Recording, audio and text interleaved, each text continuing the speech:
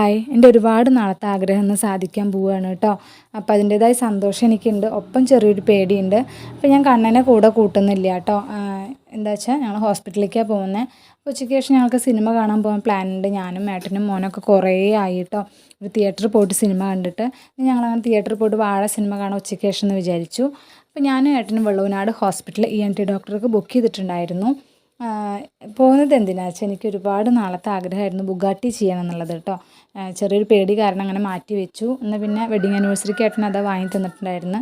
അത് പോയിട്ട് ചെയ്യാൻ വിചാരിച്ചു. അപ്പോൾ ഞങ്ങൾക്ക് പരിചയമുള്ളവരൊക്കെ ജ്വല്ലറിയിൽ നിന്ന് ചെയ്തിട്ട് ഇൻഫെക്ഷനായി അതവർ പഴുപ്പൊക്കെ വന്നിട്ട് മാറ്റി കേട്ടോ.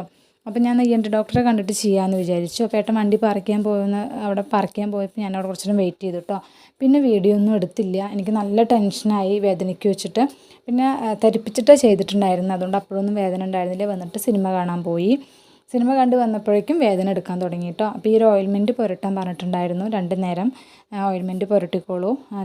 പിന്നെ പറഞ്ഞിട്ടുണ്ടായിരുന്നു നീര്, വേദന, അതുപോലെ വേദനയല്ല നീര്, അതുപോലെ പഴുപ്പ്, അങ്ങനെ റെഡ് കളറൊക്കെ വരികയാണെങ്കിൽ അത് ഊരി മാറ്റണം. പിന്നെ വെച്ചുകൊണ്ടിരിക്കരുത്, ചെവിടെ ഷേപ്പ് നഷ്ടപ്പെടും പറഞ്ഞിട്ടുണ്ടായിരുന്നു കേട്ടോ. പക്ഷെ നമുക്കങ്ങനെ പ്രശ്നങ്ങളൊന്നും ഉണ്ടായില്ല.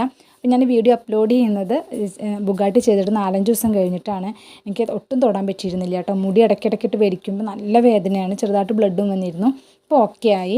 ആദ്യ വട്ടം കുത്തിയപ്പോൾ പൊസിഷനൊക്കെ മാറിപ്പോയി, വീണ്ടും കുത്തി ധരിപ്പിച്ചിട്ട് അതിൻ്റെ കുഴപ്പമുണ്ടായില്ല കേട്ടോ. അപ്പോൾ ഓക്കെ ആയി. അപ്പോൾ എങ്ങനെയുണ്ടെന്നൊന്ന് കമൻറ്റ് ചെയ്യൂ കേട്ടോ. എനിക്ക് ഒരുപാട് ഇഷ്ടമായി.